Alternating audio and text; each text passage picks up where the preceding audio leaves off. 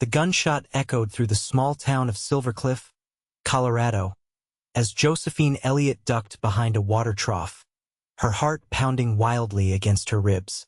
It was 1878, and she was running out of places to hide. Blood trickled down her arm from where the bullet had grazed her, but she couldn't afford to acknowledge the pain. Not now. Not when they were so close. Josephine peered around the edge of the trough, her sapphire eyes scanning the dimly lit street. The moon had disappeared behind thick clouds, offering her the cover of darkness she desperately needed. Her fingers gripped the small leather pouch hanging from her neck, the only thing she had left of her mother, the only thing they hadn't taken from her yet. "Find her!" a gruff voice shouted from down the street. "Tucker wants her alive." Josephine's breath caught in her throat. Tucker. The name alone sent shivers down her spine. Gregory Tucker. The man who had destroyed everything she loved, who had turned her life into a living nightmare. For 3 years, she had been running from him and his men, changing her name, her appearance, her entire identity. But they always found her. With trembling hands, she checked her revolver. 2 bullets left. Not enough to fight them all, but perhaps enough to ensure they couldn't take her back alive. The thought made her stomach churn, but she had promised herself that she would never again be at Tucker's mercy. The sound of approaching footsteps made her freeze. She gripped her revolver tighter, preparing to make her final stand if necessary. "In here," a deep voice whispered from behind her. Josephine whirled around, pointing her gun at the shadowy figure standing in the narrow gap between 2 buildings. The man raised his hands slowly. "I'm not with them," he said quietly. "But they'll find you if you stay here." She studied him skeptically. Tall and broad-shouldered, with a weathered Stetson pulled low over his eyes. A cowboy by the looks of him. "Why should I trust you?" she hissed. "Because I'm offering you a way out, and from where I'm standing, you don't have many options." The voices of Tucker's men grew louder. They were methodically searching each building, each alleyway. It wouldn't be long before they found her. Josephine made her decision. "Lead the way." The stranger guided her through the narrow passageway, moving with the confidence of someone who knew exactly where he was going. They emerged behind the livery stable, where 2 horses stood saddled and ready. "You planned this," Josephine accused, her suspicion returning full force. The cowboy swung himself into the saddle of a powerful black stallion. "I've been watching Tucker's men ride into town all day. Figured someone was in trouble." In the dim light, she could make out the faint outline of a smile beneath his stubbled jaw. "Name's Samuel Blackwood. Friends call me Sam." "I didn't ask," she replied curtly, but mounted the second horse, a chestnut mare that seemed steady enough. "And yours?" he pressed. "Josephine." She hesitated, then added, "Josephine Elliot." "Well, Miss Elliot, I suggest we ride now and talk later." They rode hard through the night, following trails that seemed invisible to Josephine's untrained eye. Samuel Blackwood moved with the easy confidence of a man who had spent his life in the saddle, occasionally glancing back to make sure she was keeping pace. The miles stretched on, and despite her exhaustion, Josephine remained vigilant, ready to flee at the first sign of betrayal. As dawn broke over the mountains, Samuel finally slowed his horse. They had reached a small clearing beside a creek, sheltered by a cluster of tall pines. "We'll rest here for a bit," he said, dismounting and leading his horse to the water. Josephine remained in the saddle, her hand never far from her revolver. "How do I know this isn't a trap?" Samuel sighed, removing his hat to reveal thick, sandy brown hair and eyes the color of aged whiskey. He was younger than she had initially thought, perhaps 30, with a strong jawline and a small scar that cut through his right eyebrow. "If I wanted to turn you in to Tucker, I could have done so back in town," he pointed out reasonably. "Besides, I have a personal dislike for men who chase women through the streets with guns. She studied him for a moment longer before slowly dismounting. Her legs nearly buckled beneath her, stiff from hours of hard riding. Samuel pretended not to notice her weakness. I've got coffee and some jerky in my saddlebag. Not much of a breakfast, but it'll keep us going. As he busied himself building a small, smokeless fire, Josephine found herself wondering about this mysterious cowboy who had risked his life to help a stranger. Her experiences had taught her to distrust kindness. It usually came with a price. "Why did you help me?" she asked bluntly. Samuel didn't look up from his task. "Maybe I've got a soft spot for damsels in distress." "I'm no damsel," she retorted, her hand instinctively touching the knife hidden in her boot. This drew a genuine laugh from him. "That I can see." He handed her a tin cup of strong black coffee. "Let's just say I recognize trouble when I see it, and I've got no love for Tucker or his kind." Josephine's cup halted halfway to her lips. "You know Tucker?" A shadow passed over Samuel's face. "I know of him. Former Confederate officer turned businessman. Has his fingers in everything from cattle to mining. Not known for his gentle ways." "That's putting it mildly," Josephine muttered. Samuel studied her over the rim of his cup. "What did you do to earn his attention?" "Who says I did anything?" she challenged. "Some men don't need a reason to destroy a woman's life." "Fair point," he conceded. "But Tucker doesn't usually send armed men after people unless they've taken something from him. Money, property."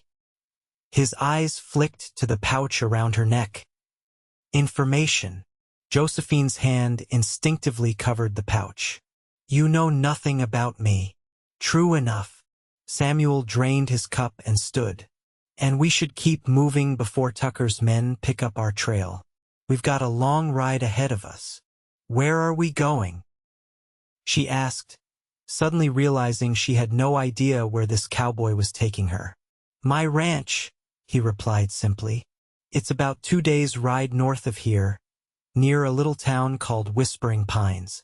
Tucker has no influence there, and my men are loyal. You'll be safe until you figure out your next move." Josephine wanted to refuse, to strike out on her own as she had done so many times before. But exhaustion weighed heavily on her shoulders, and for once, the prospect of safety, even temporary safety, was too tempting to resist. 2 days, she agreed reluctantly, "and then I'm gone." Samuel's lips quirked in a half-smile. "As you wish, Miss Elliot." They rode throughout the day, keeping to less traveled paths and avoiding the main trails.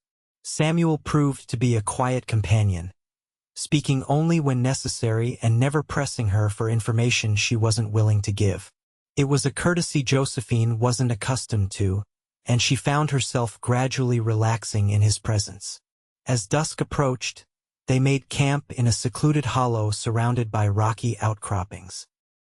Samuel disappeared briefly and returned with a pair of rabbits, which he skillfully prepared and roasted over a small fire. "You should let me look at that arm," he said as they ate, nodding toward the blood-stained tear in her sleeve that she had been ignoring. "It's fine," she replied automatically. "It's still bleeding, which means it's not fine," he countered. "Infection kills more people out here than bullets do." Reluctantly, Josephine allowed him to examine the wound. His touch was surprisingly gentle as he cleaned the graze with water from his canteen and a clean handkerchief. "You're lucky," he commented. "Another inch to the right, and we wouldn't be having this conversation." "Wouldn't be the first time luck's kept me alive," she murmured. Samuel glanced up at her, his eyes thoughtful. Luck or determination? The question hung between them, oddly intimate in the flickering firelight.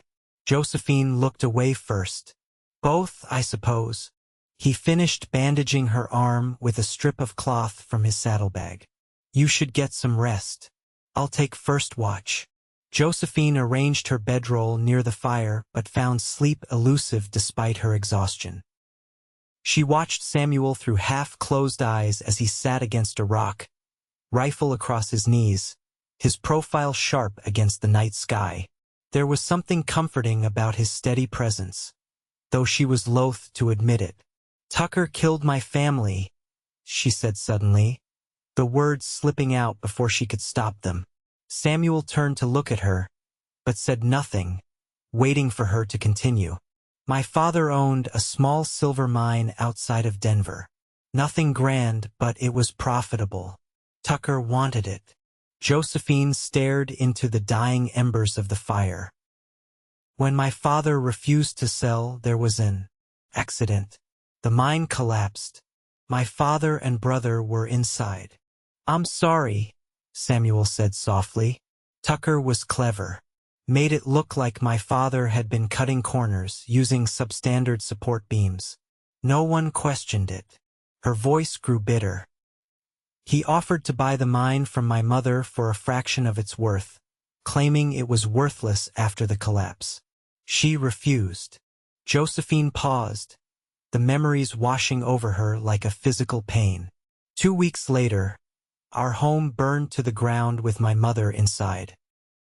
I was in town delivering eggs to the mercantile. By the time I got back, there was nothing left. Samuel's expression had hardened. "And Tucker got the land." "Yes, and would have gotten me too, if our neighbor hadn't hidden me and helped me escape." Josephine's fingers touched the pouch at her neck. "Before she died, my mother entrusted me with something. Something Tucker wants badly enough to hunt me across 3 states. "What is it?" Samuel asked. Josephine hesitated, then slowly opened the pouch and removed a folded document. "Proof. My father kept meticulous records of all his business dealings. This paper shows that Tucker threatened him, that the accident was no accident at all. It's signed by a witness, one of Tucker's own men who had a crisis of conscience." Samuel's eyes widened. "That's enough to hang Tucker." "If I can get it to the right people," Josephine agreed. "But Tucker has friends in high places. Every time I've tried to bring this to a marshal or a judge, they've either been in Tucker's pocket or they've ended up dead before they could help me." "So you've been running for 3 years." She carefully replaced the document in the pouch. "I'm tired of running, Mr. Blackwood." "Sam," he corrected gently. "And maybe your running days are over." Josephine gave a humorless laugh. "As long as Tucker lives, I'll never be free." "Then perhaps it's time someone stood with you against him," Sam said, his voice quiet but firm. Their eyes met across the dying fire, and for the first time in 3 years, Josephine felt a flicker of something that felt dangerously like hope. The next day brought clear skies and easier terrain. They rode at a steady pace, with Sam occasionally pointing out landmarks or sharing brief stories about the land they were passing through. Josephine found herself listening with genuine interest, drawn to the quiet passion in his voice when he spoke about the country he clearly loved. "How did you end up ranching in Whispering Pines?" she asked during a brief rest to water the horses. Sam leaned against a weathered boulder, his hat tipped back to reveal his face to the sun. "Came west after the war. Spent a few years driving cattle up from Texas. Saved every penny I could. When I had enough, I bought a small spread and started building." "You fought in the war?" Josephine asked, noting the way his expression changed at the mention of it. "Union cavalry," he replied with a nod. "Joined up in '63, fought till Appomattox." There was a wealth of untold stories in those few words, but Josephine recognized the boundaries of things not spoken of. She had her own dark memories she preferred to keep buried. "And now you have a ranch," she prompted instead. A genuine smile broke across his face, transforming his features. "The Double B. Not the biggest spread in the territory, but it's growing. Good water, good grass, good men working it. Sounds like you've built something worthwhile." I like to think so. He glanced at her curiously. What about you? Before everything. What was your life like? Josephine's mind drifted back to a time that sometimes felt like it belonged to another person entirely. Simple. My father worked the mine, my brother helped him. My mother and I tended the house, kept a garden, sold eggs and milk in town. She smiled faintly at the memory. I taught reading at the local school 1 day a week. Had dreams of becoming a full-time teacher someday. You still could, Sam suggested. Perhaps, she replied noncommittally. Though they both knew her future hinged on surviving Tucker's pursuit. They mounted up and continued riding, falling back into comfortable silence. By late afternoon, the landscape began to change, the rocky terrain giving way to rolling hills covered in lush grass. We're entering the northern edge of my property, Sam announced with unmistakable pride. The ranch house is about 3 hours' ride from here.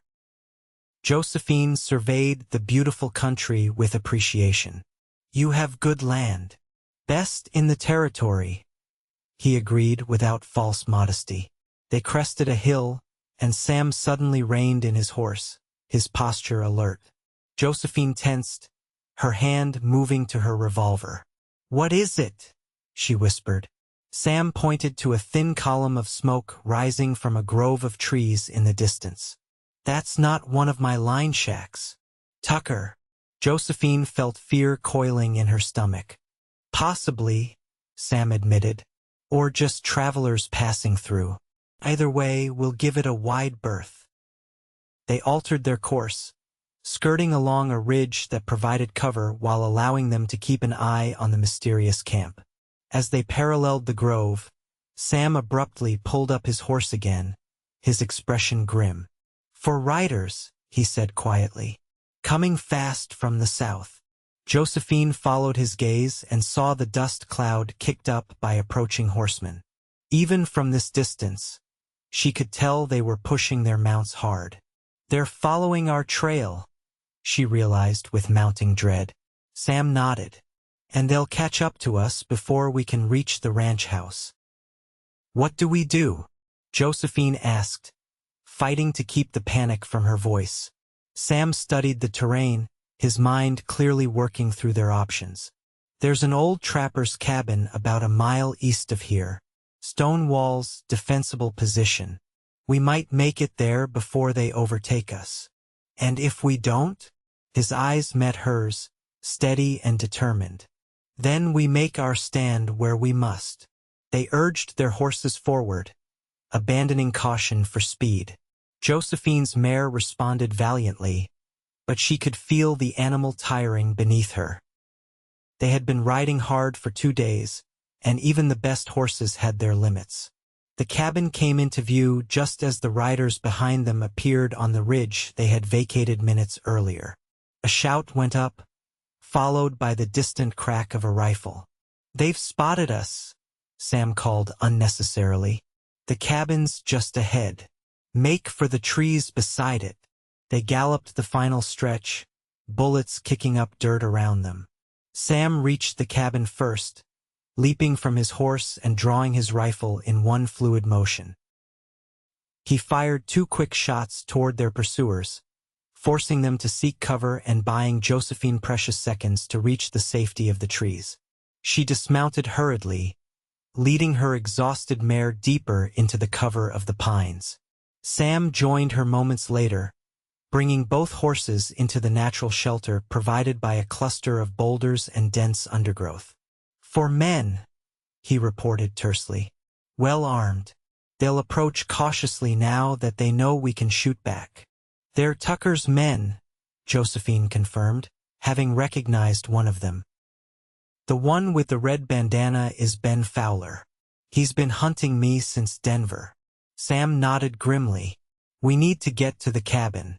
Stone walls will give us better protection than these trees. It's 50 yards of open ground, Josephine pointed out. I'll go first, draw their fire. When they reload, you run for the cabin. Sam checked his ammunition. There's a back window. Should be unlocked. And if it's not? The corner of his mouth lifted in a grim smile. Then break it. Before she could protest, Sam darted out from the trees, firing rapidly toward the positions where Tucker's men had taken cover. Answering gunfire erupted immediately, bullets splintering tree trunks and ricocheting off rocks around him. He dove behind a fallen log, continuing to fire with controlled precision. Josephine recognized her chance when the gunfire momentarily slackened. Taking a deep breath, she sprinted toward the cabin, her heart pounding in her ears. A bullet whizzed past her head, so close she felt the displacement of air. Another tore through her skirt.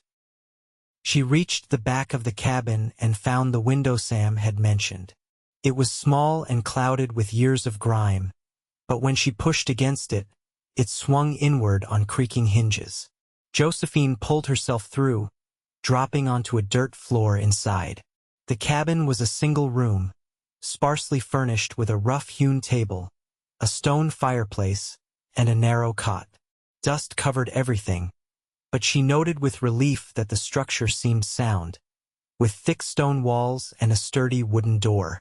Moving quickly to the front of the cabin, Josephine peered through a narrow window.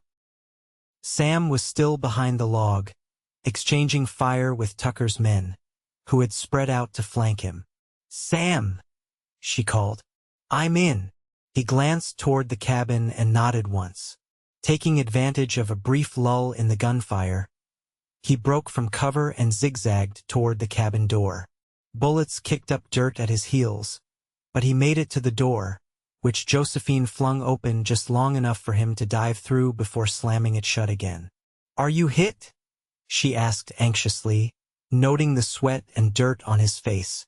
"Just winded," he assured her, moving to a window to assess their situation.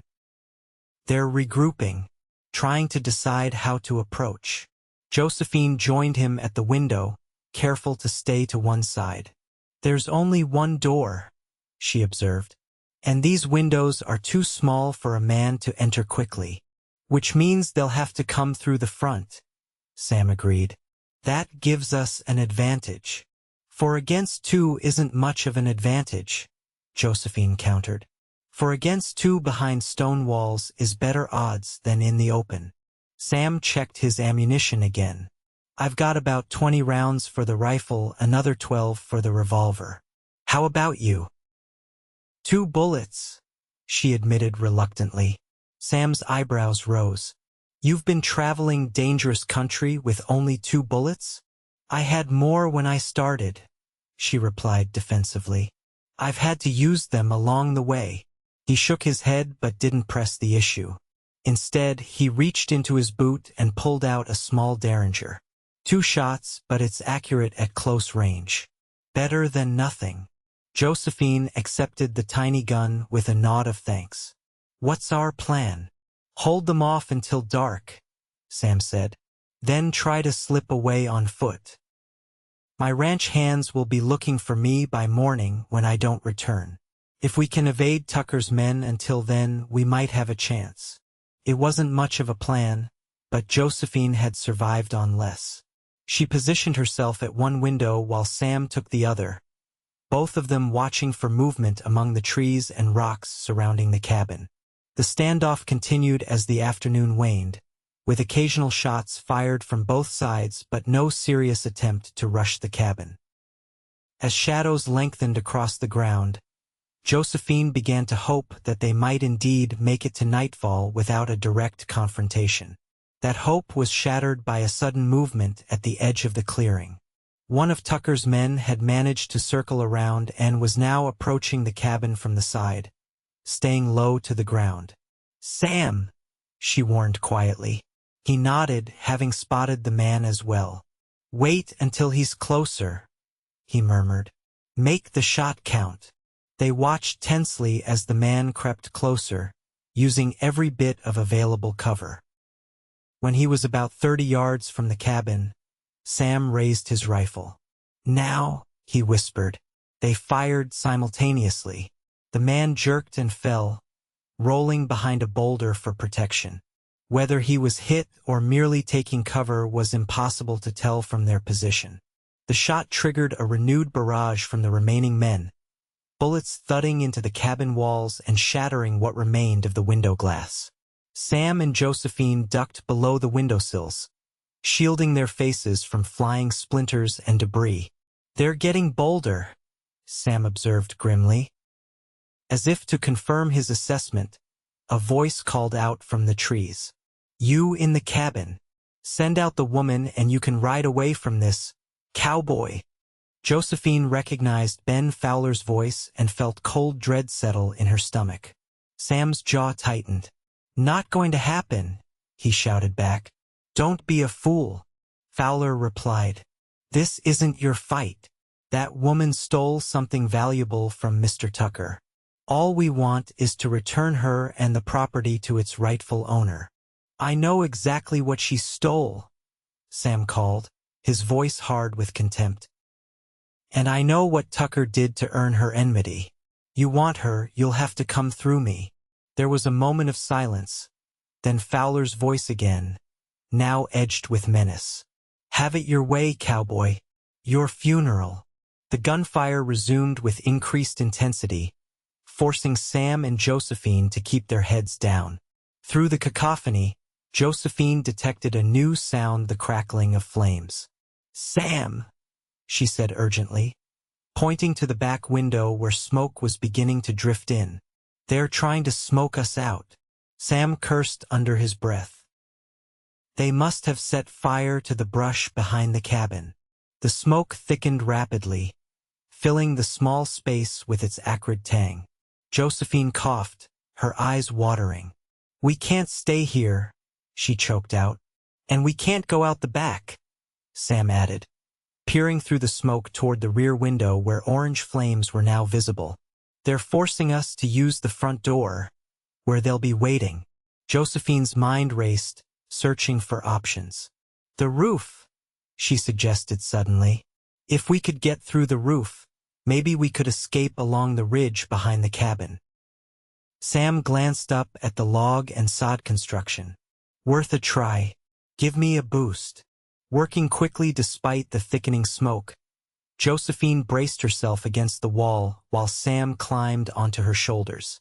He pushed at the roof, dislodging dirt and rotted wood, but the basic structure held firm. "It's too solid," he reported, jumping back down. "We'll have to risk the door." The smoke was becoming unbearable now, forcing them to crouch near the floor where the air remained marginally clearer. The heat from the approaching fire pressed against the back wall of the cabin like a living thing. "On my signal, I'll open the door and lay down covering fire," Sam instructed, his voice hoarse from the smoke. "You run for those rocks to the left of the clearing. I'll be right behind you." Josephine shook her head vehemently. "They'll cut us down before we make it halfway." "You got a better idea?" Sam challenged. Before she could respond, a new sound cut through the chaos, the thunder of approaching hooves, followed by multiple gunshots that clearly weren't directed at the cabin. Sam risked a quick look out the window. "Riders coming in fast from the north," he reported, his expression shifting from confusion to hope. "A lot of them." "Your ranch hands?" Josephine asked. "Maybe." He squinted through the haze. Or maybe he was cut off by a voice bellowing from outside. "Samuel Blackwood, you alive in there?" Sam's face broke into a relieved grin. "It's Thomas Hawkins, the marshal from Whispering Pines." He moved to the door, calling back, "Still breathing, Tom, though not for much longer with all this smoke." "Area's secure," the marshal shouted. "Tucker's men are either dead, wounded, or running. Come on out." Sam cautiously opened the door, his rifle still ready. Josephine followed close behind, the derringer concealed in the folds of her skirt, years of caution making her wary despite the apparent rescue.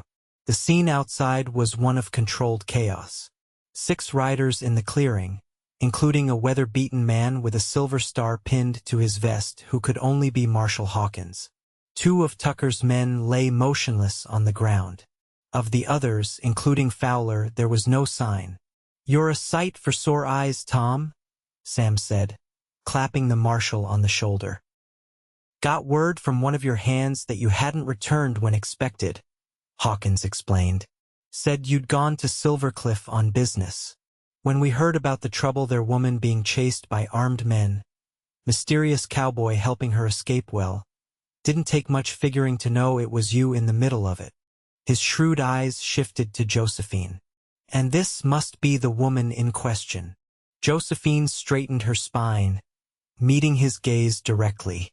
"Josephine Elliot, Marshal. Miss Elliot." He touched the brim of his hat respectfully.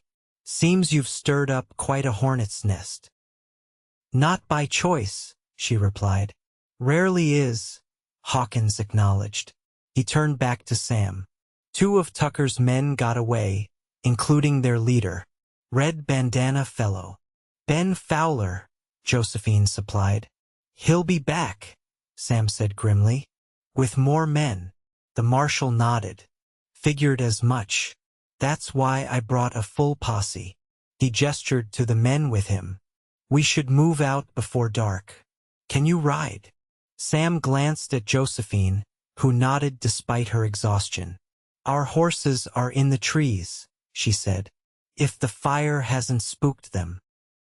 One of the posse members volunteered to check, returning minutes later leading both mounts, who were nervous but unharmed. As they prepared to leave, Sam pulled Marshal Hawkins aside for a private conversation. Josephine couldn't hear their words, but she saw the marshal's expression grow increasingly serious as Sam spoke. When they rejoined the group, Hawkins approached Josephine directly. "Mr. Blackwood has informed me of your situation, Miss Elliot. If what he says is true, you have evidence that could put Gregory Tucker behind bars for murder." "It's true," she confirmed, her hand going to the pouch at her neck. "But Tucker has powerful friends. Every official I've approached has either been in his pocket or has met with an unfortunate accident before they could help me." "Well, I'm not in anyone's pocket," Hawkins stated firmly, "and I've got a personal interest in seeing Tucker face justice.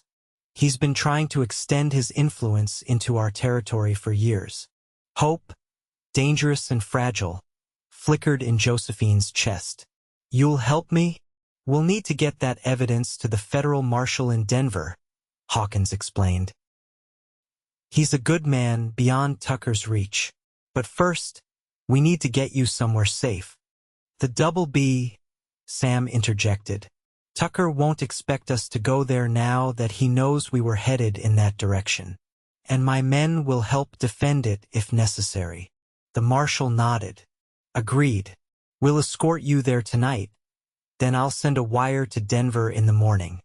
As they mounted up and began the journey to Sam's ranch, Josephine found herself riding beside him, slightly separated from the rest of the group. "Thank you," she said quietly, "for everything. Most men would have left me to my fate in Silvercliff." Sam glanced at her, his expression softening in the fading light. "Most men haven't seen what happens when good people stand by and do nothing in the face of evil." There was a weight to his words that spoke of personal experience, of lessons learned at great cost. Josephine wondered about the man behind the quiet strength, about what had shaped him into someone willing to risk his life for a stranger. "Your future doesn't have to be defined by your past, Josephine," he said suddenly, as if reading her thoughts. "What happened to your family was unforgivable. But once Tucker faces justice, you'll have a chance to build something new." "I've been running so long," she admitted. "I'm not sure I remember how to stay in one place." Sam's eyes held hers, warm and steady in the gathering dusk. "Maybe you just haven't found the right place to stay yet." Something shifted between them in that moment, a possibility neither had voiced but both felt. Josephine looked away first, overwhelmed by emotions she couldn't afford to examine too closely, not when danger still lurked behind them. "Maybe," she echoed softly. They rode on through the twilight, toward the promise of sanctuary and the uncertain days that lay beyond. The Doubleby Ranch sprawled across a verdant valley nestled between rolling hills, its buildings forming a neat cluster at the center of the property. As they approached through the darkness, Josephine could make out the silhouette of a substantial main house flanked by a bunkhouse, barn, and various outbuildings. Lamplight glowed from several windows, creating pools of warm yellow against the night. Ranch hands emerged at the sound of their approach, relief evident in their greetings when they recognized Sam. A flurry of activity followed as horses were taken to be cared for, and the marshal organized his men to establish a perimeter around the property. Sam led Josephine to the main house, a solid two-story structure built of timber and local stone. Inside, she found herself in a surprisingly comfortable home, with polished wooden floors, sturdy furniture, and touches that spoke of care and permanence. Hand-woven rugs, bookshelves filled with volumes, a grandfather clock ticking steadily in the corner. This is... Josephine paused, searching for the right word. Unexpected. Sam raised an eyebrow. What were you expecting? Dirt floors and buffalo hides. Despite everything, she found herself smiling. Perhaps not quite that primitive. My mother always said a house should be more than just shelter, Sam explained, a hint of fondness in his voice. She sent most of these furnishings from back east when I first wrote that I'd bought the land. She must be proud of what you've built here, Josephine observed. A shadow crossed Sam's face. She passed on 2 winters ago. Never got to see the ranch in person. I'm sorry, Josephine said softly, understanding all too well the pain of such loss. Before Sam could respond, a plump, gray-haired woman bustled into the room, her weathered face creasing into a smile at the sight of him. Mr. Blackwood, thank the Lord you're safe. Her sharp eyes immediately took in Josephine's disheveled appearance. And you've brought company in need of tending, I see. Mrs. Whitaker, this is Miss Josephine Elliot, Sam introduced. She'll be our guest for a while. Josephine, this is Mrs. Whitaker, the finest housekeeper west of the Mississippi and the reason I haven't starved to death or been buried under my own laundry. Mrs. Whitaker snorted at this description but nodded respectfully to Josephine. Pleased to meet you, Miss Elliot, though I wish it were under better circumstances. You look dead on your feet, poor thing. It's been a rather difficult few days, Josephine admitted.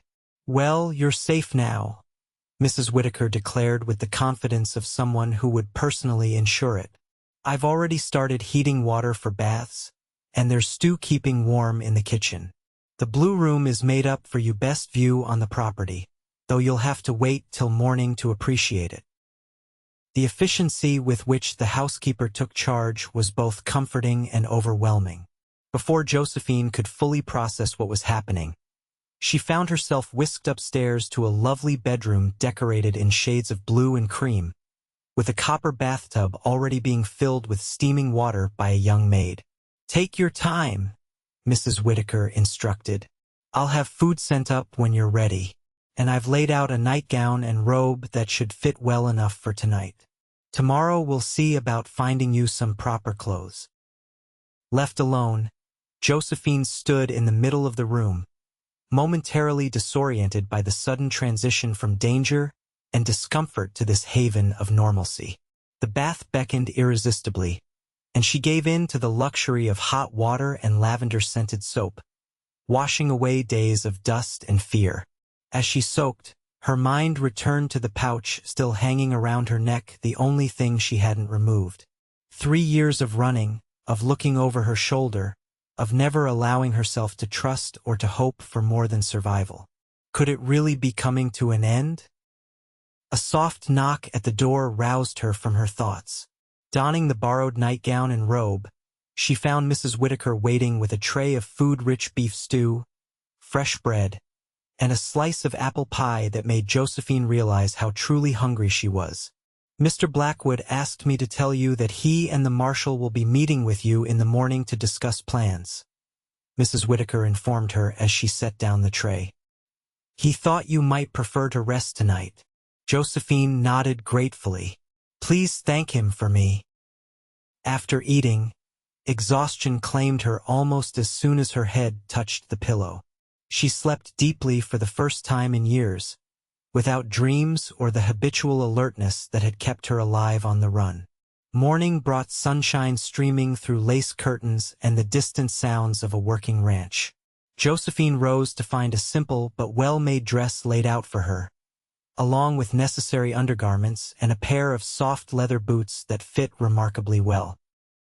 Dressed and feeling more human than she had in weeks, she made her way downstairs, following the aroma of coffee to the dining room.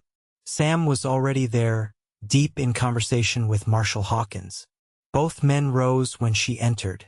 "Miss Elliot," the marshal greeted her. "I trust you slept well?" "Better than I have in a very long time," she admitted. "Thank you both for your hospitality." Sam pulled out a chair for her. "Mrs. Whitaker says you're to eat a proper breakfast before we burden you with business. Apparently, we're all too skinny for her liking."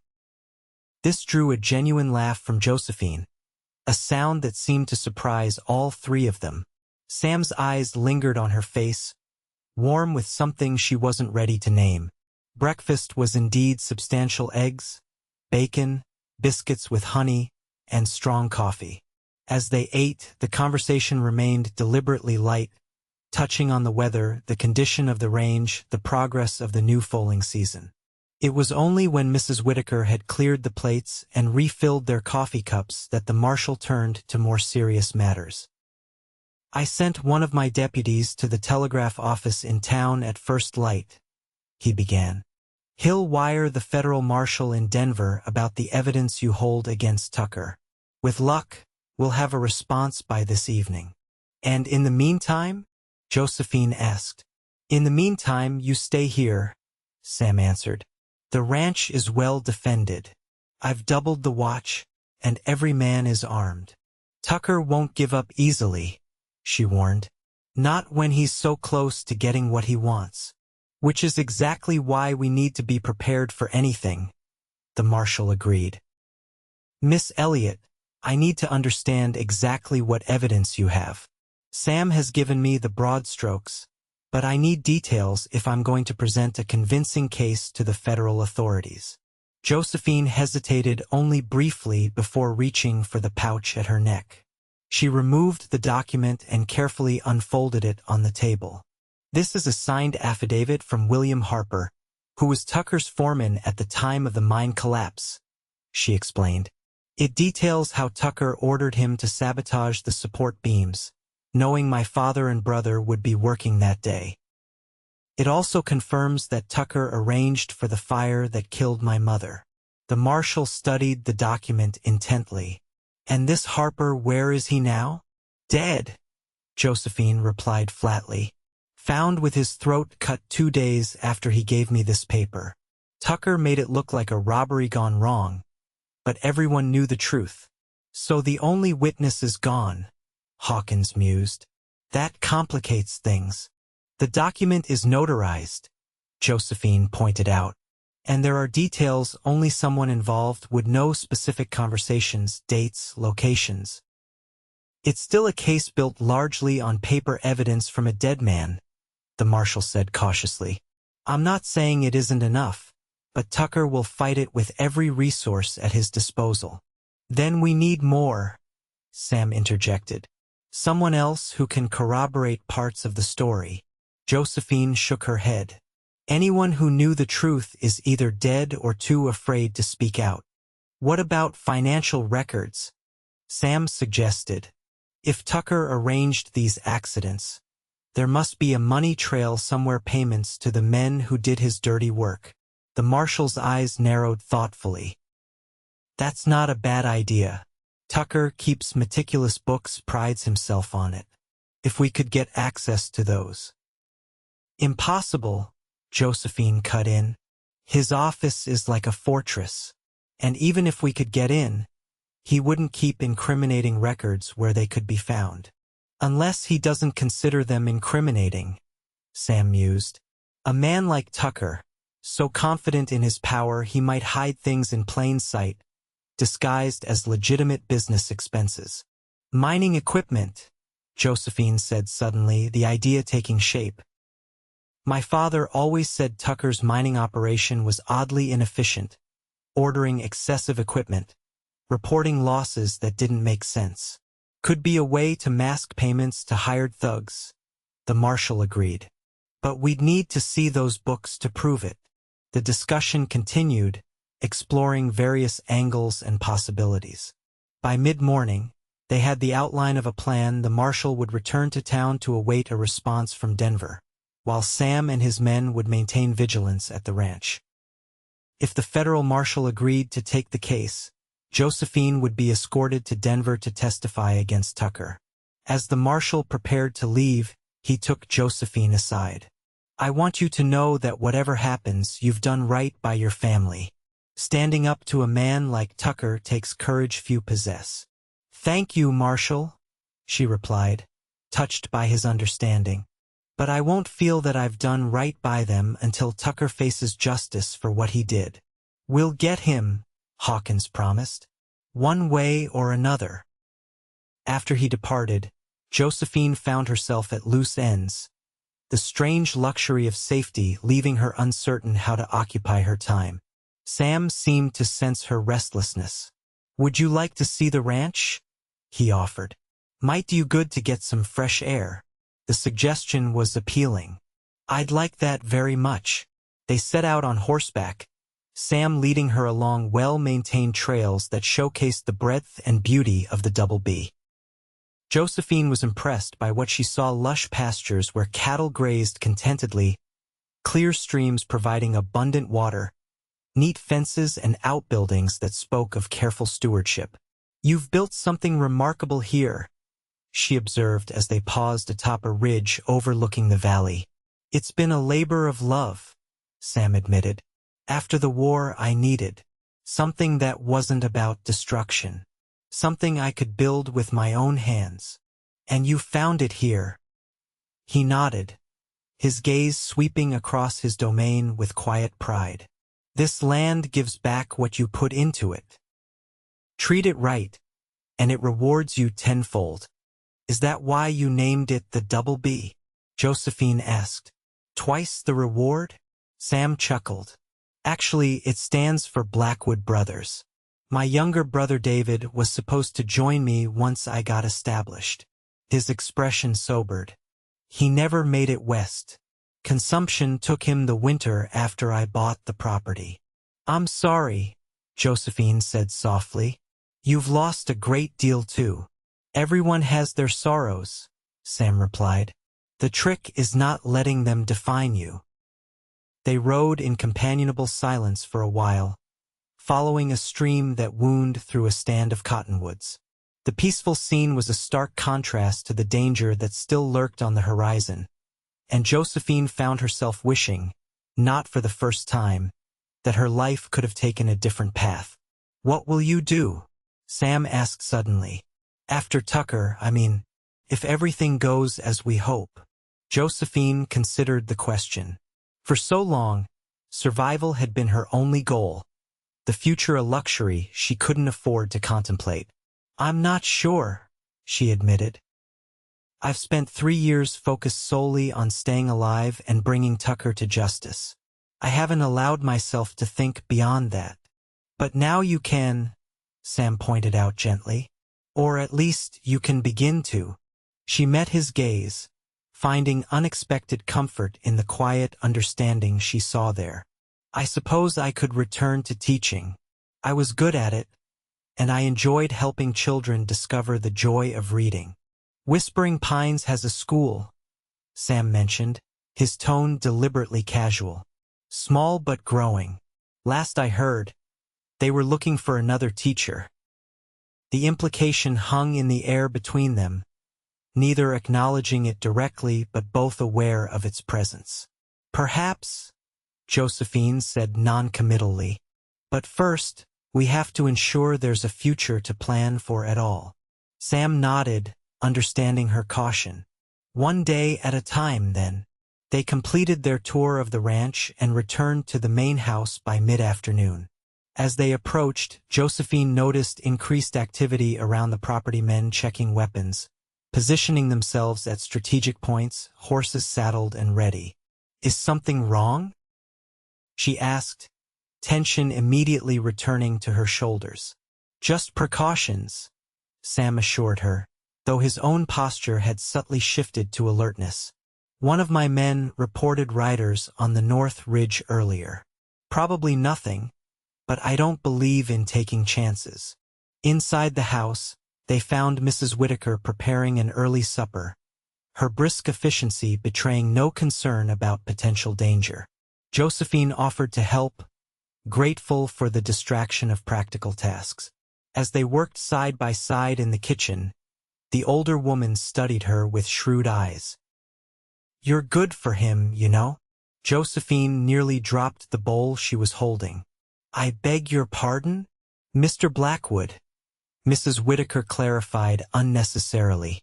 "I've worked for him since he first built this house. Good man, hard worker, kind to those who deserve it and firm with those who don't. But lonely." She sliced bread with practiced precision. "Never seen him look at anyone the way he looks at you." "Mrs. Whitaker," Josephine began, flustered. "Don't need to say anything to me, dear," the housekeeper interrupted.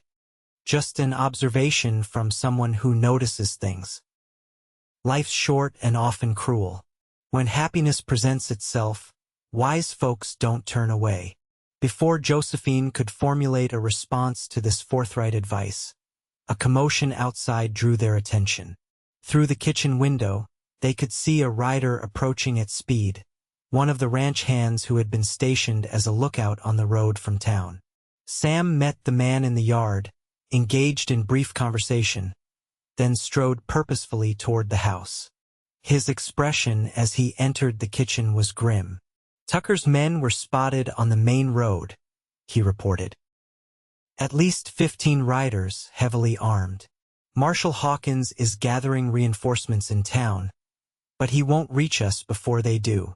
Josephine felt the familiar cold dread settle in her stomach. "This is my fault. I've brought this danger to your home, to your people." "This is Tucker's doing, not yours," Sam corrected firmly. "And my home is exactly where I want you to be right now, where I can protect you." Mrs. Whitaker was already moving with practiced efficiency. "I'll prepare the storm cellar," she announced. "Plenty of supplies down there, and it's the safest place if there's shooting." "Good thinking," Sam agreed. "Josephine, I want you to go with Mrs. Whitaker. Stay in the cellar until I come for you myself, no matter what you hear." Josephine bristled at the directive. "I can handle a gun. I won't hide while others fight my battles." "This isn't about your courage," Sam said, his voice softening. "It's about keeping you alive to testify against Tucker. That evidence you carry is the key to bringing him down permanently. If you're killed, he walks free." The logic was irrefutable, however much it chafed against her pride. Reluctantly, Josephine nodded. "Very well. But promise me you'll be careful." Sam's eyes held hers for a moment longer than necessary. "I have too much to live for to be anything else." The words sent an unexpected warmth through her despite the dire circumstances. Before she could respond, the sound of hoofbeats announced another arrival, Marshal Hawkins, riding hard and alone. "Tucker's moving faster than we thought," he reported breathlessly as he dismounted. "My men are 15 minutes behind me, but Tucker's group will be here sooner." "How many?" Sam asked. 20, maybe more, and Tucker's with them." This last piece of information struck Josephine like a physical blow. Tucker himself had come not content to send his men. He wanted to oversee her capture personally. The realization was terrifying and, paradoxically, empowering. He feared what she could do to him enough to take direct action. "He's desperate," she said aloud. "He wouldn't expose himself like this unless he felt truly threatened. Which makes him even more dangerous," the marshal pointed out. "A cornered wolf is most likely to go for the throat." Sam was already issuing orders, positioning his ranch hands and the few lawmen who had arrived with strategic precision. The main house would be their stronghold, with defenders spaced to provide overlapping fields of fire. "Mrs. Whitaker, take Miss Elliot to the cellar now," he directed. "And Joseph," he addressed a young ranch hand, "you go with them. Guard that door with your life." The young man nodded solemnly, checking his rifle with steady hands. As Mrs. Whitaker led her toward the cellar entrance in the pantry, Josephine paused, turning back to Sam. Words seemed inadequate for what she wanted to express, but she had to try. "Thank you," she said simply, "for everything. Whatever happens today, know that you've given me something I'd lost hope of finding again." "And what's that?" he asked, his voice gentle despite the urgency of the moment. "Faith," she replied, "in humanity, in the possibility of justice, in—" She hesitated, then finished softly, "in a future worth fighting for."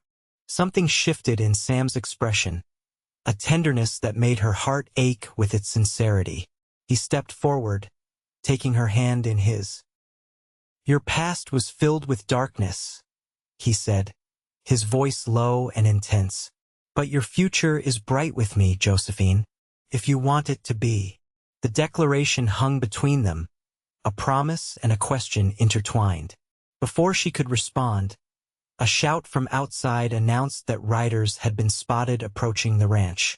The moment shattered, reality intruding with brutal timing. "Go," Sam urged, releasing her hand. "Stay safe. We'll finish this conversation when Tucker is dealt with." Josephine descended into the cellar with Mrs. Whitaker and Joseph, the heavy door closing behind them with ominous finality. The space was larger than she had expected, well stocked with provisions and lit by several lanterns that Mrs. Whitaker immediately set about lighting. "Mr. Blackwood had this built extra sturdy," the housekeeper explained, her matter-of-fact tone clearly intended to be reassuring. "Thick walls, reinforced door. Used to be a way station for the Underground Railroad before the war, or so I'm told." Josephine paced the confined space, straining to hear what was happening above. Muffled voices, the tramping of boots on floorboards, then an eerie silence. Joseph positioned himself at the foot of the stairs, rifle ready, his young face set in determined lines.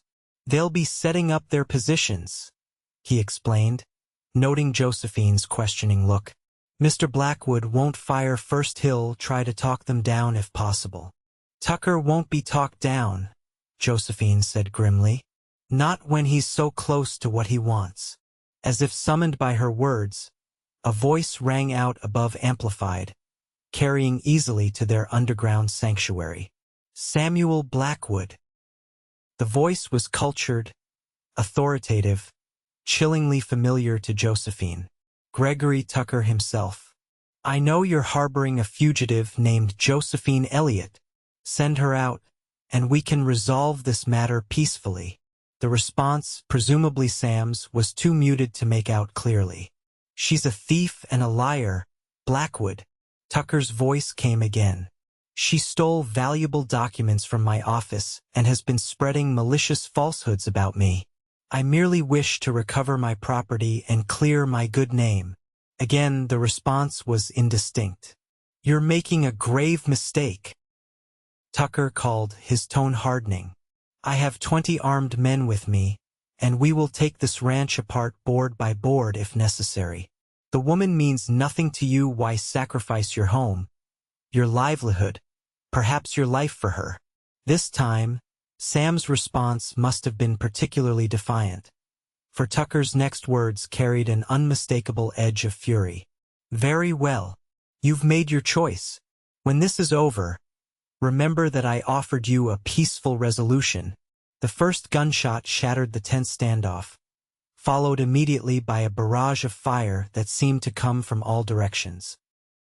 Josephine flinched instinctively, though the thick cellar walls muffled the worst of the noise. Mrs. Whitaker calmly continued arranging supplies, her hands steady despite the violence erupting above. "Sit down, dear," she advised Josephine. "Nothing we can do now but wait and pray." But Josephine found sitting impossible. She paced the confines of the cellar, her mind racing with terrible possibilities. Sam facing Tucker's bullets because of her. The ranch hands good men with families dying to protect someone they barely knew. The unfairness of it burned like acid in her throat. The firefight continued overhead, punctuated by shouts and the occasional crash of breaking furniture or glass. It was impossible to tell who had the upper hand, whether the defenders were holding their own or being overwhelmed by Tucker's superior numbers. Then, abruptly, the shooting stopped. The silence that followed was somehow more terrifying than the cacophony had been. "What's happening?" Josephine whispered to Joseph, who still stood vigilant at the bottom of the stairs. The young man shook his head. Could be they're repositioning, or negotiating, or someone's won, Mrs. Whitaker added pragmatically. Heavy footsteps crossed the floor above them, approaching the pantry. Joseph raised his rifle, aiming steadily at the cellar door. Josephine held her breath, her hand going to the small derringer Sam had given her, still hidden in her pocket. 3 sharp knocks on the cellar door made them all jump. "Josephine," Sam's voice, strained but unmistakable. "It's over. You can come up now." Relief flooded through her, only to be immediately replaced by caution. "How do I know it's really you?" she called back. A pause. Then, "Your past was filled with darkness. Your future is bright with me, if you want it to be." The private words they had exchanged before the battle words Tucker couldn't possibly know. Josephine nodded to Joseph, who cautiously unbarred the door. Sam stood in the pantry, his shirt torn and bloodied at the shoulder, his face smudged with gunpowder, but very much alive. Behind him, Marshal Hawkins and several deputies were securing prisoners in the main room of the house. "Tucker?" Josephine asked immediately. "Captured," Sam confirmed, his eyes never leaving her face. "Wounded, but he'll live to stand trial. And his men?" "For dead, 6 wounded. The rest surrendered when they saw their leader fall." Sam winced slightly as he shifted his weight. "We lost no one, though Pete Miller took a bullet in the leg, and as you can see, I got a little careless." Only then did Josephine fully register the blood soaking his shirt. "You're hurt. Just a graze," he assured her, though the tightness around his eyes belied the casual dismissal. "Doc Wilson's on his way from town with the rest of the marshal's men. He'll patch us all up good as new." Mrs. Whitaker pushed past them, already issuing orders about boiling water and preparing bandages. Joseph followed, eager to check on his fellow ranch hands, leaving Sam and Josephine momentarily alone in the pantry. "It's really over?" Josephine asked, still struggling to believe it. Sam nodded. "Tucker will face a federal judge in Denver. Between your evidence and the testimony of several of his men who are now willing to talk in exchange for leniency, he won't see the outside of a prison again." The reality of it washed over her in waves: relief, vindication, and beneath it all, a strange emptiness. For so long, bringing Tucker to justice had been her sole purpose, the driving force that kept her moving forward when despair threatened to consume her. Now that it was accomplished, she felt adrift, uncertain. Sam seemed to read her thoughts. "It's all right to feel lost," he said softly. "You've been fighting for so long. It's hard to remember how to live any other way." "How did you know?" she asked, surprised by his insight. "Because I felt the same after the war," he admitted. "When all you've known is struggle, Peace can be the hardest thing to adapt to. Josephine nodded, grateful for his understanding. What happens now? Now, Sam said, reaching out to take her hand. You decide what you want your future to be. The gentle pressure of his fingers around hers felt like an anchor in a storm-tossed sea. Josephine looked up into his eyes, finding there a steadiness that called to something deep within her, something that had been dormant for too long. I think, she said carefully, I might like to explore that teaching position in Whispering Pines. The smile that spread across Sam's face was like sunrise breaking over the mountains. I think that could be arranged. Before either could say more, Marshall Hawkins appeared in the pantry doorway. Sorry to interrupt, but I need Miss Elliot to make a formal statement while the details are fresh. And Blackwood, Doc Wilson just rode in. He's asking for his most troublesome patient. Sam rolled his eyes but nodded. Duty calls. We'll continue this conversation later. I'd like that, Josephine agreed. As she followed the marshal into the main room to give her statement, Josephine couldn't help noticing the changes the gunfight had wrought on the once peaceful home. Windows shattered, furniture overturned, bullet holes marring the walls. Yet strangely, it didn't diminish the sense of sanctuary the ranch had come to represent.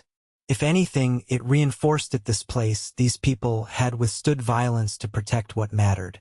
Gregory Tucker sat in a chair near the fireplace, his hands bound before him, a blood-stained bandage wrapped around his thigh.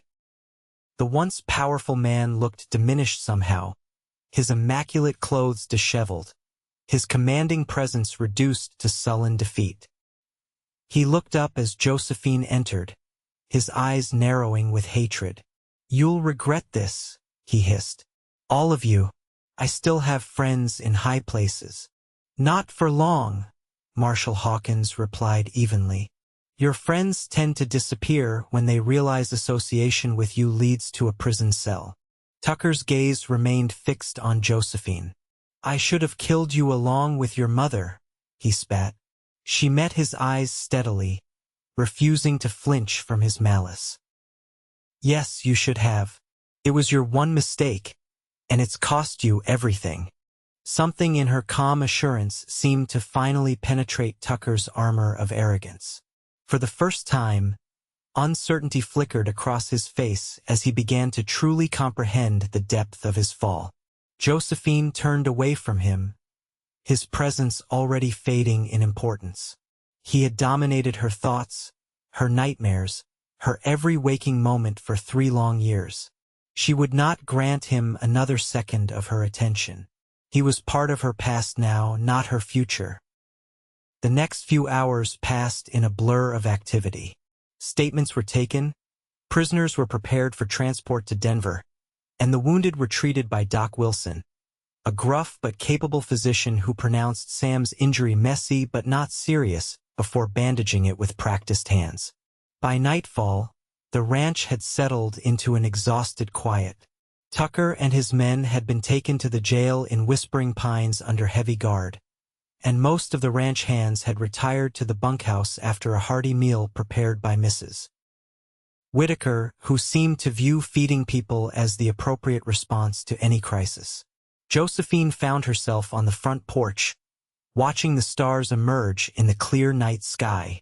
The events of the day felt almost dreamlike in their intensity and resolution. 3 years of running, of looking over her shoulder, of sleeping with one eye open ended in a single afternoon of violence and courage. The sound of the door opening behind her drew her attention. Sam stepped onto the porch, his left arm now properly bandaged and supported in a sling. He moved carefully but steadily to join her at the railing. Should you be up? She asked, concerned. Doc says I'm to rest, but he didn't specify where, Sam replied with a hint of mischief. And I found I couldn't rest at all without speaking to you. Josephine felt a flutter of anticipation in her chest. About what? About that future I mentioned. Sam turned to face her fully, his expression serious yet tender. I know it's sudden. We've known each other only days. But sometimes, life doesn't give us the luxury of slow courtships and careful considerations. No, Josephine agreed softly. Sometimes it doesn't. I meant what I said, Josephine. I believe your future could be bright here with me, if that's what you want. He paused, seeming to search for the right words. I'm not asking for promises, just a chance. A chance to show you that life can be more than survival, that it can be joy and purpose and love. The word hung in the air between them, honest and unadorned. Josephine looked into his eyes and saw no guile there. No hidden agenda, only hope and a vulnerability that matched her own. I've spent so long running, she whispered. I'm not sure I remember how to stay. Sam's good hand found hers, his fingers warm and steady. Then we'll learn together. Day by day, something shifted within Josephine, like ice breaking on a river in spring, painful in its suddenness but bringing with it the promise of renewal. I'd like that, she said, her voice stronger now. A chance. A beginning. The smile that illuminated Sam's face was worth every hardship she had endured to reach this moment. He lifted her hand to his lips, pressing a gentle kiss to her knuckles. Then that's what we'll have, he promised. A beginning. The stars continued their silent vigil overhead as they stood together on the porch, their shadows merging in the soft lamplight spilling from the windows of the house that had become, against all odds, a sanctuary and a hope for the future. For months later, the schoolhouse in Whispering Pines buzzed with the excited chatter of children gathering their books at the end of the day. Josephine Elliot stood at the front of the room, watching with quiet satisfaction as her students filed out, calling farewells and promises to complete their reading assignments. The past months had brought changes she could never have imagined during her years on the run. Gregory Tucker had been tried and convicted of multiple counts of murder, attempted murder, and various other crimes. The evidence Josephine provided, combined with testimony from several of Tucker's former associates eager to save themselves, had ensured he would spend the remainder of his life in prison. With justice finally served, Josephine had found herself free to build a new life. The teaching position in Whispering Pines had been offered and gratefully accepted. The small community had welcomed her warmly, particularly after hearing somewhat embellished versions of the story of her bravery in bringing down the notorious Tucker. But the greatest change had been the flowering of her relationship with Samuel Blackwood. True to his word, he had given her time and space to find her footing in this new life, never pressing for more than she was ready to give. Their courtship had progressed with a sweetness that sometimes brought tears to Josephine's eyes. Picnics by the creek that ran through his property, rides across the rolling grasslands, quiet evenings on the porch watching the sunset. And gradually, the walls she had built around her heart had begun to crumble under the steady warmth of his affection and respect. Miss Elliot? A small voice drew her from her reverie. 10-year-old Emma Miller stood in the doorway, clutching a book to her chest. I finished the story you gave me. It was wonderful. Josephine smiled at the girl's enthusiasm.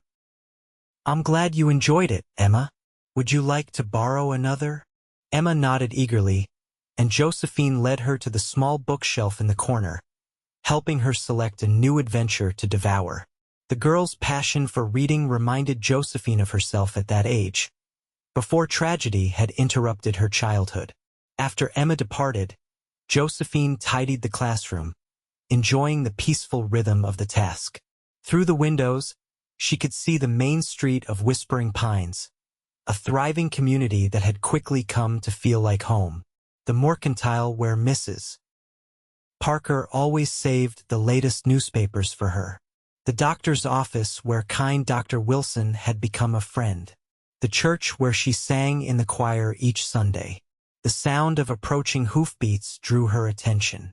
Sam's tall figure on horseback came into view, right on schedule.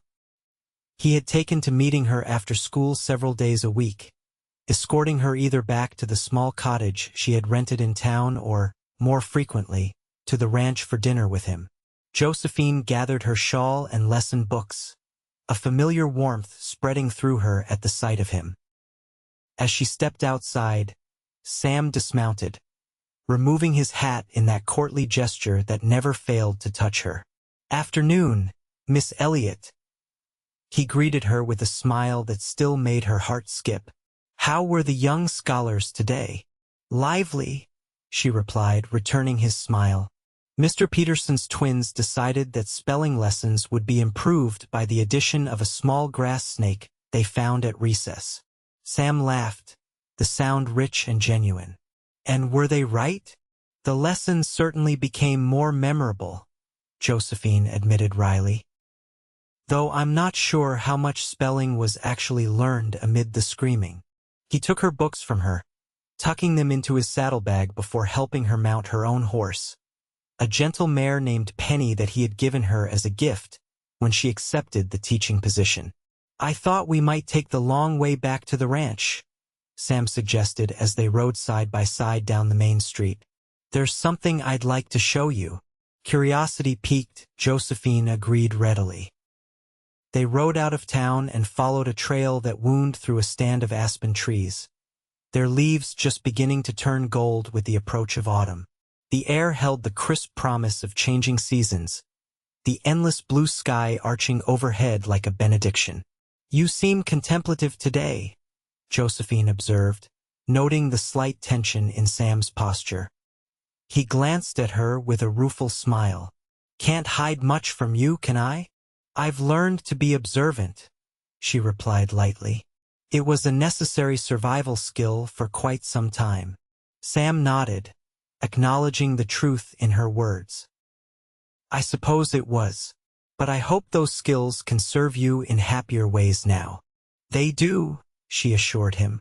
"They help me notice when my students are struggling with more than just their lessons. They help me appreciate the beauty around me."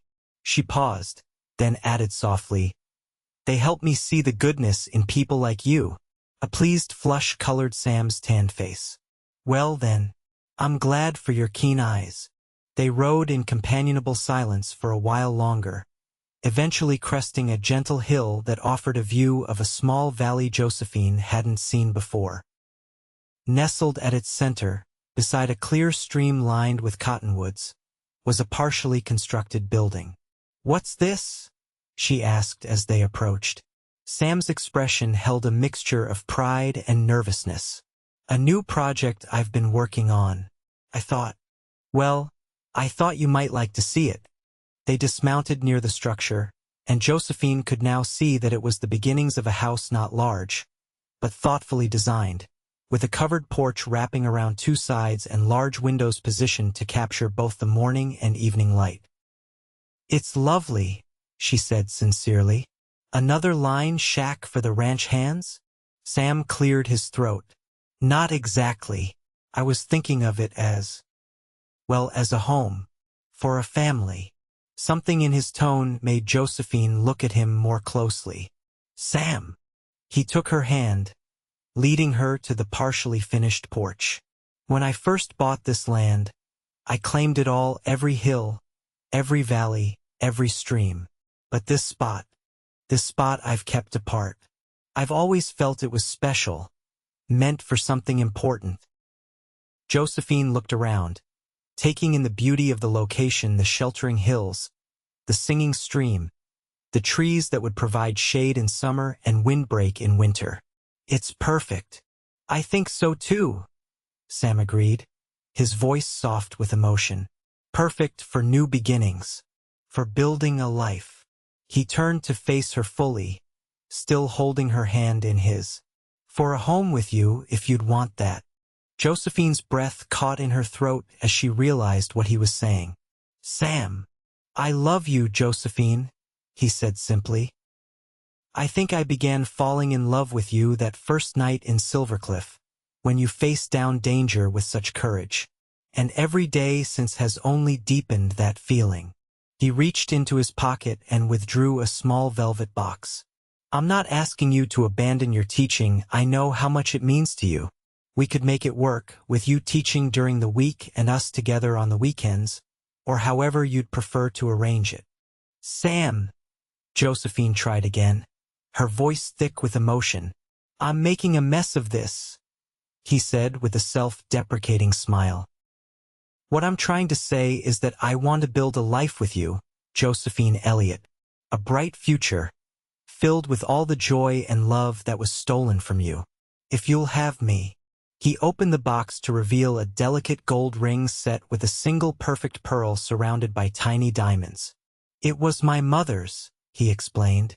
She sent it to me before she passed. Said I should give it to the woman who captured my heart as completely as my father captured hers. Tears blurred Josephine's vision as the full weight of the moment settled over her. This good, honorable man was offering her not just his love but a home, a future, a family, everything she had lost and feared she would never find again. Your past was filled with darkness, Sam said softly, echoing the words he had spoken to her on that fateful night months ago. But your future is bright with me, if you want it to be. Josephine looked into his eyes, seeing there all the promise of tomorrows filled with love and purpose. The shadows of her past seemed to recede, not forgotten but no longer defining her every moment. Yes, she whispered, her voice growing stronger with certainty. Yes, Samuel Blackwood. I want that future, our future, more than I've ever wanted anything. The joy that illuminated his face was like sunrise breaking over the mountains. He slipped the ring onto her finger, then drew her into his arms, his kiss a seal on the promise they had made to each other. As they stood together on the porch of what would become their home, the late afternoon sunlight bathed them in gold, and Josephine felt the last pieces of her fractured heart finally healing into something stronger and more beautiful than before. Welcome home, Josephine, Sam murmured against her hair, and for the first time in more years than she could remember, Josephine Elliot knew with absolute certainty that she was exactly where she belonged. The wedding took place on a crisp October day, with the aspen trees aflame in gold and the sky an impossible blue. The small church in Whispering Pines overflowed with well-wishers, Sam's ranch hands and their families, Josephine's students and their parents, Marshal Hawkins and his deputies, and what seemed like every resident of the growing town that had embraced them both. Josephine wore a gown of ivory silk that Mrs. Parker from the Mercantile had specially ordered from Denver, declaring that our teacher deserves nothing less than the finest for her special day. Her hair was adorned with small white flowers gathered by her students that morning, and in her hands, she carried a bouquet of late blooming wildflowers tied with blue ribbon. When she walked down the aisle to where Sam waited, handsome in a new black suit, his face alight with love and pride, Josephine felt a sense of rightness so profound it brought tears to her eyes. This man, this place, this moment, all of it seemed destined, as though every painful step of her journey had been leading her here. The ceremony was simple but heartfelt. They exchanged vows they had written themselves, promises not just of love and fidelity but of partnership, of supporting each other's dreams, of building something meaningful together. When the minister pronounced them husband and wife, the cheer that went up from the congregation seemed to shake the very rafters of the church.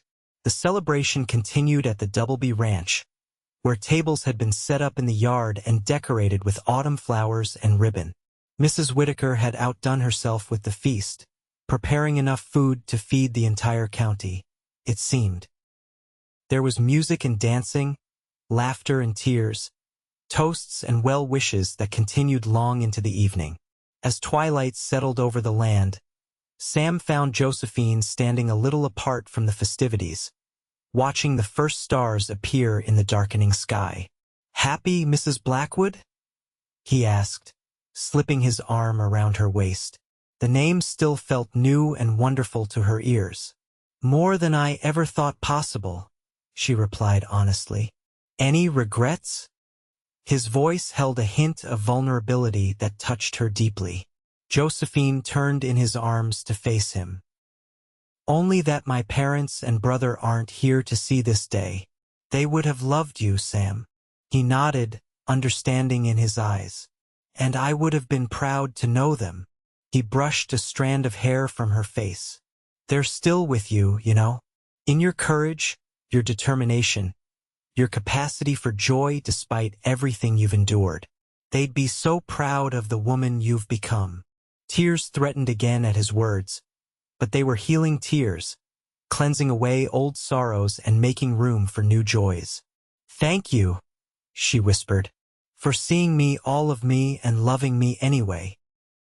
Not anyway, Sam corrected gently.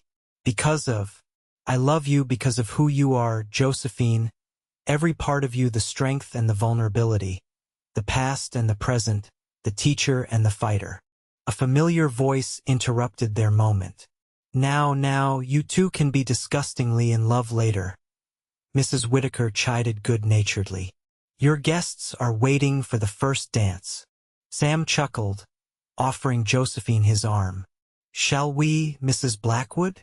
Lead on, Mr. Blackwood, she replied with a smile. They rejoined their guests, stepping into the cleared space that served as a dance floor. As the musicians struck up a waltz, Sam drew Josephine into his arms, and they began to move in perfect harmony, as though they had been dancing together all their lives. Looking up into the face of her husband, the word still thrilled her. Josephine felt a sense of completion she had never expected to find. The darkness of her past hadn't disappeared, but it had been balanced by the light of this new life, this new love. I love you, Samuel Blackwood, she said simply. His eyes, warm as aged whiskey in the lantern light, crinkled at the corners as he smiled down at her. And I love you, Josephine Blackwood, today, tomorrow, and all the days to come. As they danced beneath the stars, surrounded by the community that had become their family, Josephine knew with unshakable certainty that her future was indeed brighter than she had ever dared to dream. 1 year later, Josephine stood on the porch of their completed home, watching as Sam rode in from the north pasture. Her hand rested lightly on her swollen belly, feeling the strong kicks of the child who would join their family in just a few weeks. The past year had brought changes both expected and surprising. The house Sam had begun building for them was now finished, a beautiful, welcoming home filled with books and music and laughter. Josephine had continued teaching, riding into town each day until her condition made it impractical. Now, as her time grew near, she had temporarily handed her duties to a young woman from Denver who showed promise as an educator. Gregory Tucker had died in prison 6 months earlier, not by violence but from pneumonia that his weakened constitution couldn't fight. The news had affected Josephine less than she might have expected. The man who had once loomed so large in her nightmares had diminished in importance as her new life flourished. Sam dismounted, his face lighting up at the sight of her waiting for him. Even after a year of marriage, that look still made her heart skip. How are my two favorite people today? He asked, climbing the steps to join her on the porch.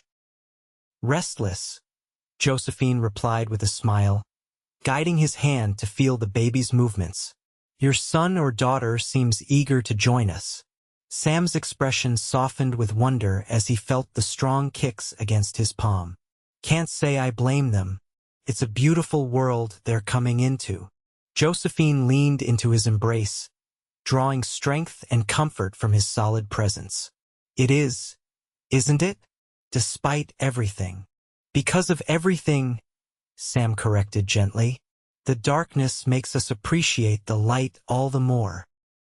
As they stood together on the porch of the home they had built, watching the sunset paint the western sky in shades of gold and crimson, Josephine reflected on the journey that had brought her here. From terror and loss to hope and renewal. From a past shadowed by violence to a future bright with promise. You were right, you know, she said softly. About what? Sam asked, his arms tightening around her. Josephine turned in his embrace to face him, her eyes filled with the depth of her love. When you said my future was bright with you, I couldn't see it then, couldn't imagine any future at all beyond survival. But you were right. Sam's smile was tender as he brushed a kiss against her forehead. The brightest days are still ahead of us, Josephine. You, me, this little one. His hand caressed her belly. And perhaps more to come. Family. A legacy of love instead of loss. A new chapter, Josephine agreed, her heart full to overflowing. As the first stars appeared in the deepening blue of the evening sky, they stood together in the peaceful silence, two souls who had found in each other the healing they both needed, the strength to face whatever challenges lay ahead, and the joy of a love that had transformed darkness into light. In that moment, surrounded by the beauty of the land they called home and the promise of the family they were building, Josephine knew that her journey from darkness to light was complete. Not because the shadows of the past had disappeared entirely, they never would, nor should they, but because she had found the courage to step fully into the brightness of her future. A future that, true to Sam's promise, was brighter than she had ever dared to dream.